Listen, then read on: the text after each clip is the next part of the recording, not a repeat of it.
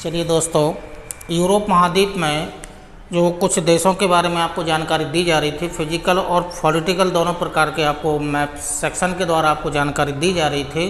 तो जो पिछला वीडियो आपको दिया गया होगा वो फ्रांस के बारे में दिया गया होगा। आज जो वीडियो आपको दिया जा रहा है ये जर्मन देश का वीडियो है, यानी कि जर्मनी का वीडियो है। तो फर्स्ट वीडियो जो आपको दिया जा रहा है वो फिजिकल के बारे में दिया जा रहा है। चूँकि जर्मन देश है, यहाँ पर जो कि पहले पूर्वी और पश्चिमी जर्मनी दो देशों के रूप में विभाजित था, अब चूँकि एक ही हो गया है। तो फर्स्ट राउंड में आप चूँकि लोकेशन देख लीजिएगा, यह किन किन सागरों से घिरा है या किन किन स्थलीय भागों से घिरा है। तो यहाँ से थोड़ी सी लोकेशन देख लीजिएगा। तो जो ये वाला जो क्षेत्र है ये नॉर्थ सी वाला क्षेत्र है। बीच में जटलैंड नाम का एक प्रायद्वीप आएगा। जटलैंड प्रायद्वीप के जस्ट पूर्व में जो बाल्टिक सागर वाला क्षेत्र है। तो जो इसका कुछ जर्मनी का जो कुछ पश्चिमी भाग है और जो उत्तरी पूर्वी भाग है, ये दो सागरों से घिरा हुआ है। ये वाला जो क्षेत्र है ये उत्तरी सागर वाला क्षेत्र है। ये वाला जो क्षेत्र है बाल्टिक सी वाला क्षेत्र है। यहाँ से लेकर के पोलैंड, चेक गणराज्य, अन्य चूँकि छोटे छोटे देशों की सीमा इससे संलग्न है। दक्षिणी भाग में भी स्विट्जरलैंड जैसा, ये पूरी भाग में भी फ्रांस जैसा पॉलिटिकल वाले क्षेत्र में आएंगे। तो वहाँ पर हम आपको देशों के बॉर्डर को लिस्ट आपको बनवा देंगे, कौन कौन से देश हैं जिसकी सीमा जर्मनी से लगती है। तो अभी तो केवल जो फिजिकल पोर्शन है उसमें केवल नॉर्थ सागर और बाल्टिक सागर को जानना है, दोनों की सीमा जर्मनी देश से संलग्न है। अब आइएगा, चूँकि इसके आंतरिक भाग में जाते हैं तो फर्स्ट राउंड में देखिएगा तो जो यहाँ के प्रमुख जो पर्वतीय क्षेत्र हैं, जैसे इस क्षेत्र में जाएंगे तो जो पोलैंड और जर्मनी की सीमा है इसमें ओरे नाम का माउंटेन फैला हुआ है।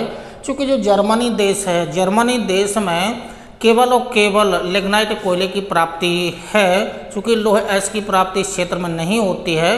तो जो भी माउंटेन्स आपको यहाँ पर दिखाए जा रहे हैं वो लिग्नाइट कोयला के उत्पादन और भंडार की दृष्टि से ही महत्वपूर्ण है। सिर्फ आपको केवल लोकेशन देखनी है। तो ओरे नाम का माउंटेन है, उसके नीचे आइएगा तो इस क्षेत्र में आइएगा तो ये बवेरियन नाम का एक माउंटेन है। आल्प्स, बवेरियन आल्प्स के नाम से इसे जाना जाता है। चूँकि जो ऑस्ट्रिया नाम का देश है इसके बॉर्डर पर है, आल्प्स पर्वत का ही ये भाग है। फिर इस क्षेत्र में आएगा तो इम्पोर्टेंट है ब्लैक फॉरेस्ट नाम का जो माउंटेन है, इसका विस्तार मुख्य रूप से जर्मनी में है। फिर उसके बाद आइएगा तो ये हर्ज नाम का माउंटेन है। तो यहाँ पर देखिएगा हर्ज माउंटेन, ओरे mountain, Ron mountain, Bavarian mountain हुआ, ब्लैक फॉरेस्ट नाम का माउंटेन हुआ। तो यहाँ पर चूँकि यहाँ पर जो ये तीन पर्वत हैं मुख्य रूप से देखिएगा, जैसे हर्ज नाम का माउंटेन हुआ, हर्ज माउंटेन हुआ, और जो ब्लैक फॉरेस्ट नाम का माउंटेन हुआ, ब्लैक फॉरेस्ट माउंटेन ये जो दो पर्वतीय क्षेत्र है जर्मनी देश में, ये अवरोधक पर्वत के उदाहरण है। यानी कि ये दोनों ब्लॉक माउंटेन के उदाहरण हैं, ब्लॉक माउंटेन के उदाहरण हैं, ये दोनों अवरोधक पर्वत के उदाहरण हैं, हर्ज माउंटेन और ब्लैक फॉरेस्ट माउंटेन। तो ये चूँकि छोटी छोटी पर्वत श्रृंखलाएँ इस देश में फैली हुई हैं। इसके अलावा जो आपको कोष्टक में दिखाए गए हैं ये यहाँ के फॉरेस्ट हैं। जैसे देखिएगा ये थुरिंगियन नाम का एक फॉरेस्ट है, ये बोहेमियन नाम का एक फॉरेस्ट है। फिर इस क्षेत्र में आएगा तो ओडेन नाम का एक फॉरेस्ट है, यानी कि वनस्पति वाला क्षेत्र है। तो यहाँ पर ये तीन प्रमुख फॉरेस्ट फैले हुए हैं, ओडेन फॉरेस्ट, बोहेमियन फॉरेस्ट और थ्यूरिंगियन नाम का फॉरेस्ट है। ये प्रमुख तीन ये वनस्पति वाले क्षेत्र हैं। इसके बाद आइएगा कॉन्स्टेंस लेक के बारे में आपको पहले कभी जानकारी दी गई होगी। तो जो कॉन्स्टेंस लेक है ये जर्मनी और स्विट्जरलैंड की सीमा पर अवस्थित है। क्योंकि इस क्षेत्र की सबसे बड़ी झील है, एक कॉन्स्टेंस नाम की एक झील है। तो ये झील हो गई है, पर्वत हो गए हैं। अब आइएगा यहाँ पर जो मुख्य रूप से जो कोयला उत्पादक क्षेत्र हैं, जैसे कभी पहले आपको फ्रांस पढ़ाया गया होगा, तो फ्रांस और जर्मनी की जस्ट सीमा पर एक सार नाम का क्षेत्र है। और इसके बाद आइएगा तो आगे जाएंगे तो जो राइन नदी घाटी वाला क्षेत्र है, राइन नदी घाटी वाले क्षेत्र में एक रूर क्षेत्र है, उसी के जस्ट पूर्व में वेस्टफेलिया नाम का क्षेत्र है, और ये सैक्सोनी नाम का क्षेत्र है। ये चार प्रमुख जो क्षेत्र हैं, ठीक है, ये रूर हुआ, ठीक है, ये सार हुआ, ठीक है। तो वाला जो क्षेत्र है सार क्षेत्र हुआ, रूर वेस्टफेलिया वाला क्षेत्र हुआ, ठीक है, सैक्सोनी नाम का क्षेत्र हुआ, और रोर, वेस्टफेलिया, सैक्सोनी और जो सार वाला क्षेत्र है, ये जो क्षेत्र हैं यहाँ के प्रमुख कोयला उत्पादक क्षेत्र हैं। यहाँ पर कोयले का उत्पादन होता है।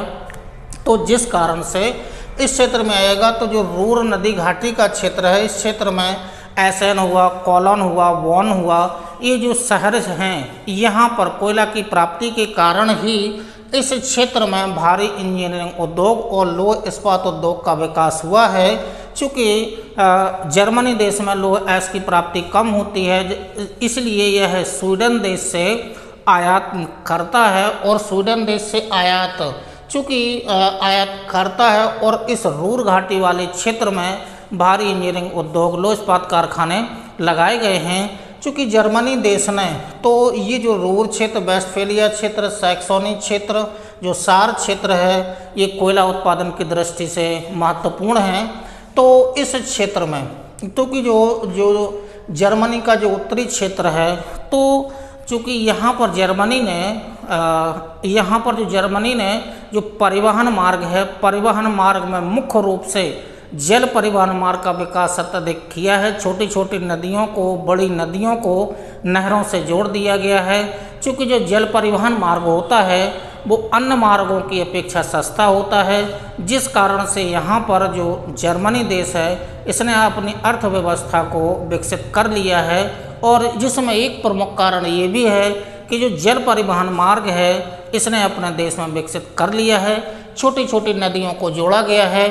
जैसे यहाँ पर हम आपको 3-4 कुछ नहरों के नाम दे रहे हैं। जैसे नहरों में देखिएगा, ये जो डॉट डॉट करके आपको दिखाए गए हैं, ये नहरों के नाम हैं। इनमें से चूँकि जो कील नहर है, ये तो पूरे विश्व में प्रसिद्ध है ही। तो कील नहर की लोकेशन देखिएगा, तो ये वाली जो उत्तरी सागर का जो ये क्षेत्र है, जहाँ पर एल्ब नदी जाकर के अपना मुहाना बनाते थे, तो जो ये सागर वाला क्षेत्र है, यहाँ पर एक ब्रुन्सबुटल नाम का एक शहर है, उससे प्रारंभ होती है कील नहर, और 95 किलोमीटर की लंबाई में बहती हुई बाल्टिक सागर के तट पर एक शहर है, कील शहर है, यहाँ पर इसको ये जोड़ देती है। 1895 में इस नहर का कार्य पूर्ण हो चुका था।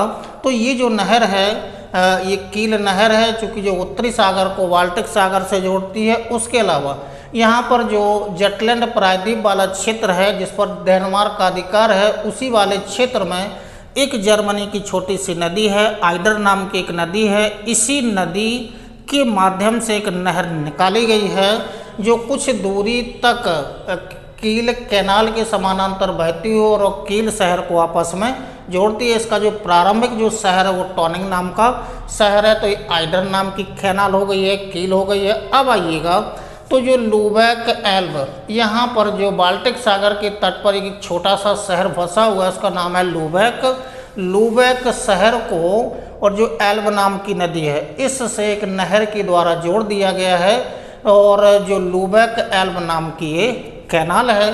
तो जो 3 कैनाल हैं ये उत्तरी वाले क्षेत्र में हैं। जल परिवहन मार्ग यहाँ पर विकसित कर लिया गया है।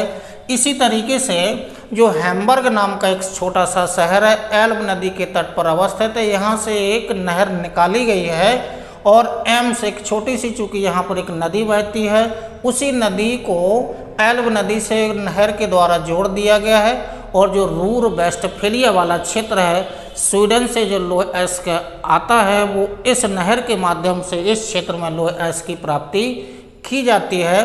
तो चूँकि जो जर्मनी देश है, इसने छोटे छोटे जल परिवहन मार्ग विकसित कर लिए हैं, जिस कारण से यह क्षेत्र या यह देश विकसित है। और इसी तरह से इस क्षेत्र को देख करके, जर्मनी को देख करके, भारत में भी छोटी छोटी नदियों को जोड़ करके, जो नदियाँ वर्ष भर यानी कि जो नदियाँ सदा नीरा हैं, उन नदियों को और दूसरी नदियों को नहरों के माध्यम से जोड़ देना चाहिए।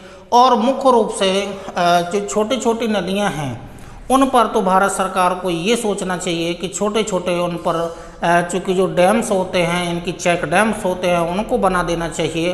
तो चूँकि छोटे छोटे डैम्स नदियों पर बना दिए जाएं, जिस कारण से जल स्रोत की प्राप्ति होगी, तो इससे आगे जो कृषक होंगे उनके लिए भी जो बागानी कृषि का उपयोग भी वो कर सकते हैं। पशु पक्षियों को जल की प्राप्ति होगी और ख़ास तौर से जो मत्स्य पालन होगा वो भी इस क्षेत्र में विकसित किया जा सकता है।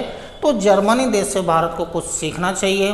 भारत में जो सूखा प्रभावित क्षेत्र है, बुंदेलखंड क्षेत्र हुआ, विदर्भ वाला क्षेत्र हुआ, उड़ीसा का कालाहांडी वाला क्षेत्र हुआ, चूँकि इस क्षेत्र में नदियाँ बहती हैं लेकिन बरसात में चूँकि इनका पानी बह जाता है, तो चूँकि यहाँ पर छोटी छोटी नदियों पर छोटे छोटे लॉक भी बना देने चाहिए चेक डैम की भांति, और ऐसा जल परिवहन मार्ग विकसित करना चाहिए भारत को। तो ये चूँकि जर्मनी का वीडियो आपको फिजिकल वीडियो आपको दिया गया है, नेक्स्ट वीडियो इसी से संबंधित होगा जो पॉलिटिकल वीडियो होगा। कितने देशों की सीमा संलग्न है, कौन कौन से शहर हैं, विश्व में किस चीज़ के लिए प्रसिद्ध है। तब तक के लिए धन्यवाद, नमस्कार।